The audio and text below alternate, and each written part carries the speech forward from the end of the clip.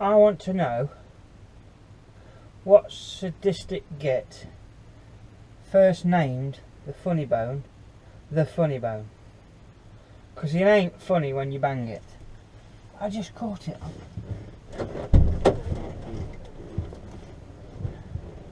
I think I just... There's a rail. Grab rail. Of course I'm not getting back in the truck. Do you know what?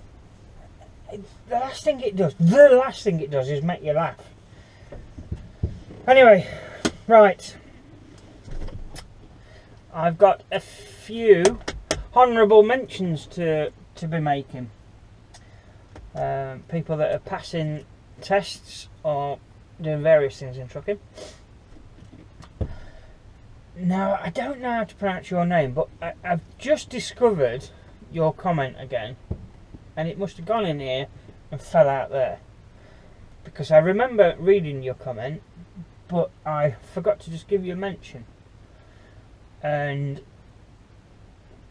do you know what?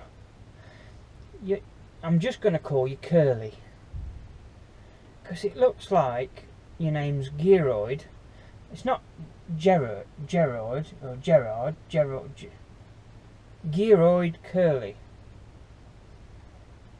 Right, Curly. Well, Curly's 17, and he's just passed his theory and hazard perception.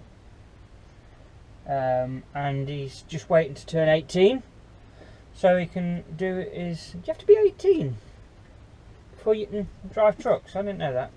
But yeah, so he's waiting for his 18th birthday now, so he's all set. So, Curly, you're very keen, mate, and congratulations on getting through what is a difficult part of the test, I think. More difficult for cronies like me that have been doing it wrong all our lives, but there we go. Mr. Walsh.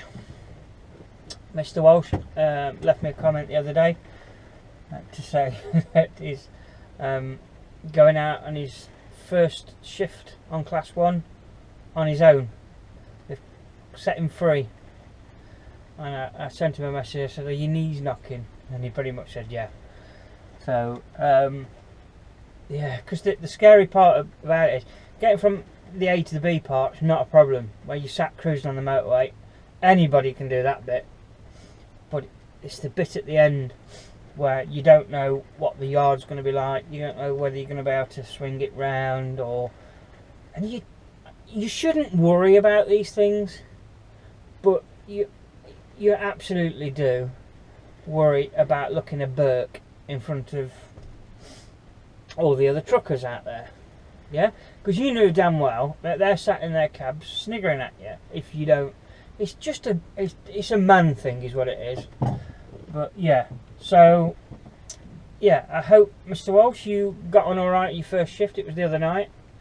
Let me know how you got on, because obviously you're my future now, looking at that. So it's nice to know how you get on in the job. Right, now Gareth Jackson. Gareth passed his test last Friday, I think it was. It was either last Friday or the Friday before, I can't remember now. But yeah, he's passed his Class 1 in a wagon drag, which I think's difficult. As you know, I failed mine in a wagon. Not because it was a wagon drag I didn't fail. I'd have failed in a Mini because of what I did. I got one major. But no, I think the reversing exercise in a wagon drag is just an added complication that you could perhaps do without. I don't know, it might be just me. I overcomplicated it and I didn't get the right instructor. That much I've conceded to. So the rest of it is on my shoulders. So Gareth, yeah, passed his course on the wagon drag. And I think he's part of an agency that's putting him through. So they kind of, look, I don't know if they paid for you. I think that's the way it works. But they put you through and then retain your services for probably 2 years or something to recoup their investment, which is pretty cool. So he's got a couple of days training on an Arctic as part of that course. So although he's got his licence and he's free to go out and drive Arctics, what it'll mean is that he'll just get a bit of experience on the Arctics, because the two don't compare. And to make it absolutely clear to you all out there, wagon drag is exactly like driving this truck that I'm in right now, but there's a trailer on the back. It feels and behaves exactly the same way as a class 2 rigid vehicle would. The only thing you do have to worry about is the fact you've got the trailer on, so you've got to go in deeper and watch for your rear end cutting. But it's all the same, and it just, it totally feels, what is he doing? Anyway, totally feels like a rigid vehicle when you take it out. So I'd say to do your testing in an Arctic would be more realistic and more in touch with what the job is as a general rule. There is still quite a few wagon drag units out there. I know Next run a lot of wagon drags, but yeah, as a rule of thumb, 99.9% of the fleets out there are Arctics, and that's just a fact. So well done, Gareth. I hope you didn't have too much of an hangover.